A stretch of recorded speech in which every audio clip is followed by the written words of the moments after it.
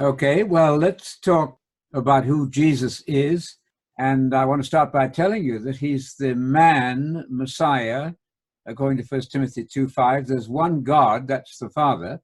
That is said 1,300 times plus in the New Testament. One God, only one God, and that's the Father.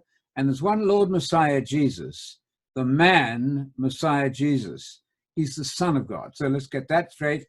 Then we can talk about when did he begin. But Matthew and Luke expressly and deliberately, systematically say that he began in the womb of his mother. That's where all human beings begin, with the exception, of course, of Adam, who had no literal mother, and God was his father. Jesus is the Son of God by miracle wrought in the womb of Mary. The detail of that, the mechanics of that do not matter at all. But Jesus had no human father, but he had to come from the womb of his mother. That makes him human. Now, you cannot pre-exist yourself. What would that even mean? How can you be before you are? That's just incoherent. You don't need to confuse your children with that sort of idea.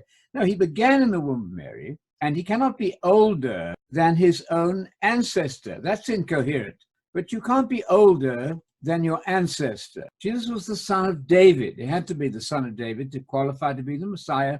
That's absolutely straightforward and easy in Luke 1:32-35 and Matthew chapter 1. Start with that, get your feet firmly on the ground with that fact. Now you're talking like Jesus, who said he was the Son of Man, the human being. That's what that means, based on Daniel 7, the ultimate second Adam, the ultimate human being, the human being operating and living before God in the way that God intended for human beings. He's the model human being. That's who Jesus is, the true Messiah, Jesus. You see, you're giving with one hand that he's a human Messiah, and you're immediately taking it away with the other. That is self-contradiction and inconsistency and incoherence.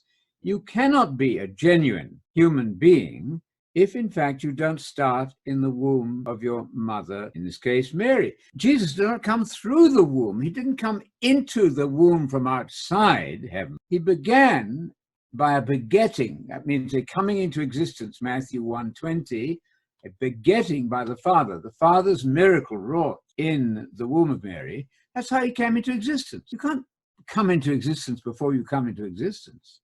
That would make you two persons. We don't want that. It's just much too difficult.